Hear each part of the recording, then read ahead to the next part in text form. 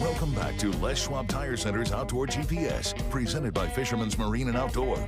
Now, it's real time.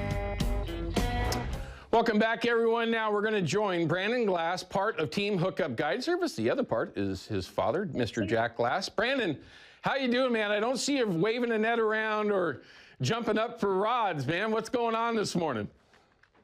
Good morning, Owen. Good morning, all you viewers. So, yeah, Saturday morning out here, about 9:20. We're down here on the lower Willamette River in the Multnomah Channel right now fishing. So we're giving a good effort. Not a lot yet. We're just coming out of high tide. So here on this outgo tide, we're hoping to potentially see some good activity coming up. So. Now, things have changed a little bit as far as river conditions, Brandon, and nobody knows it better than you. You're out there every day. They're starting to back up the Willamette. They're dumping smolts out of Bonneville Dam right now, which is totally normal.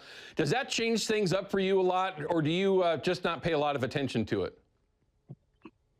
Well, I mean, this first initial rise of water, right, that they're having come out over all the dams, all the spill gates and the Dalles, John Day, McNary up, all the gates are open. They're only open just a little bit. They haven't really opened them all the way yet, but they're getting that first flush of water down to help get those juvenile fish down to the lower estuary, right, safely and without as much predation. So.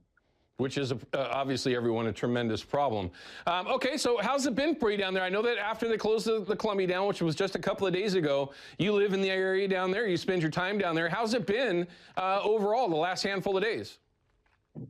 Well, yesterday being the first day we're in the Willamette was, I would say, definitely a lot slower. The Columbia was actually pretty good. So a lot of different reports coming around for the Columbia itself, but I say for myself and a few others that I know well, we did really well. So we actually were very consistent, got fish every trip, felt pretty confident that we had a pretty good season.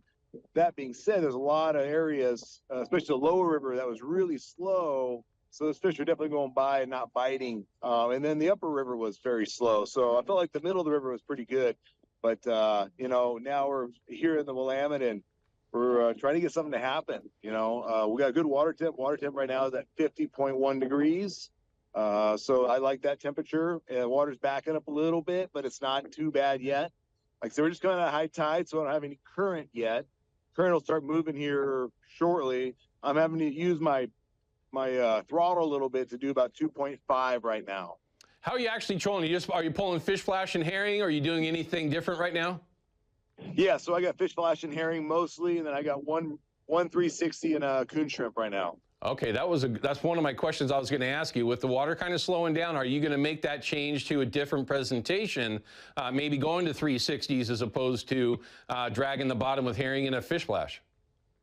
Yeah, so that's really going to be kind of dependent every day on temperature. As soon as I see the water temp come up a lot more, then I'll be doing a lot more than 360s with, some spin fish, coon shrimp, spinners as well. Yeah. I typically like about 54 degrees and warmer when I really try to emphasize the 360 presentation. Gotcha. Now, as far as the crowd down there this morning on that lower section of the river, lots of people out, or does it seem like more people are upriver from you? I came all the way up to a place called Coon Island up here, and from here down to Scappoose Bay, I'd say say about 100 boats today. Holy moly. I'd say pretty average day for most of your Willamette fishing down here. Yeah, with the Columbia being closed, I mean, they don't have a place to go other than the Willamette, and they're going to distribute throughout the entire system, depending on how it is they like to fish or where they like to fish. All right, so you said that the tide was about to turn. Things might start to change a little bit. What's your theory on that, especially on the Willamette in that section? Is it an hour before, hour after kind of thing? Is there a moment in that tide where you're more confident than, say, any other time?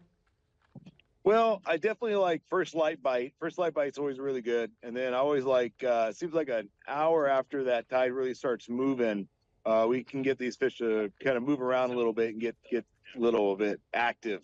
But today, all we've seen so far is one net. Well, I think I heard of two other ones. I didn't see them, but we've only seen physically one net so far today. So things have definitely been slow to get started. So hopefully this outgo tide here this afternoon, things will change for us and everyone else out here. Now, you've already mentioned that you just now got back onto the Willamette after the Columbia closing. Any reports that you were getting prior to that from some of the locals down there that may have been positive, or overall has it been pretty slow in that channel area to this point as well?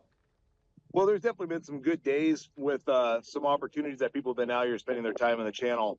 But you know, a lot of people definitely want to get the Columbia as much as they can while it's open, trying to get that potential Columbia upriver bound fish.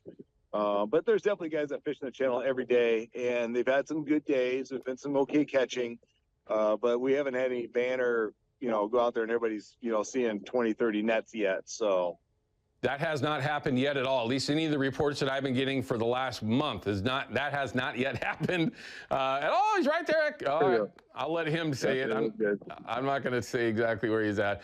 He's in about. Look at your fish finder. Are you in 11 foot of water right now? 12.9. Sorry, it was the tide was just about to turn to go out. Sorry, everyone. I was a foot off. They've got more water in the river right now.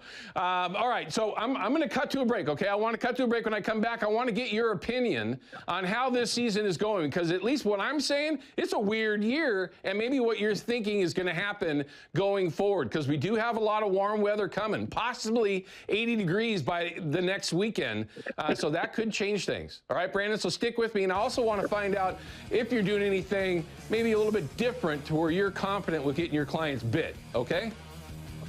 Sounds good. All right, everyone stick with us. We're going to come back with Brandon Glass from Team Hookup Guide Service. Don't go.